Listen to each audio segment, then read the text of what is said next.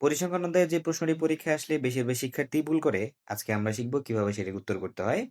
This is day 21 of teaching some random staff from mathematics.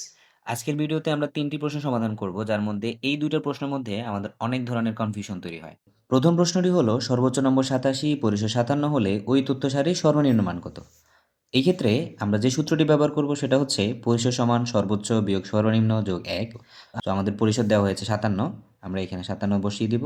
সর্বোচ্চ আমাকে দেওয়া হয়েছে 87, সর্বনিম্ন আমি জানি না, ধরে নিচ্ছি আমরা এটাকে আপাতত x ধরে নিচ্ছি, প্লাস 1 করি। এখন আমরা এই পাশে আনবো, তাহলে x প্লাস হয়ে যাবে, আর 87 57টা ওই পাশে গিয়ে মাইনাস হয়ে যাবে, আর যোগ 1।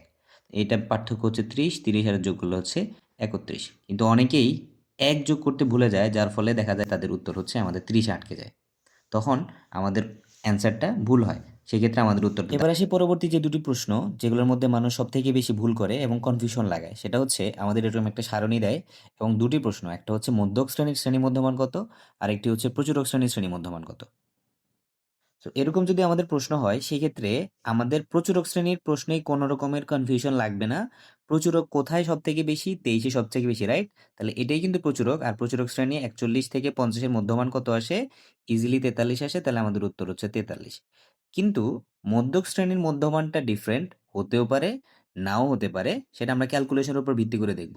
তাহলে এখানে মোট গণসংখ্যা হচ্ছে 50, তাহলে আমরা এখানে ক্রমযোজিত গণসংখ্যা করে দেখি। 9, 9 5 14, 14 আর 12 হচ্ছে 26। দেখো আমাদের এখানে টোটাল 50, 50কে অর্ধেক করলে 25, যেটা কিন্তু এই ঘরের মধ্যে আসছে, রাইট? এই ঘরের মধ্যে। এই ঘরের শ্রেণী মধ্যমানটা কত?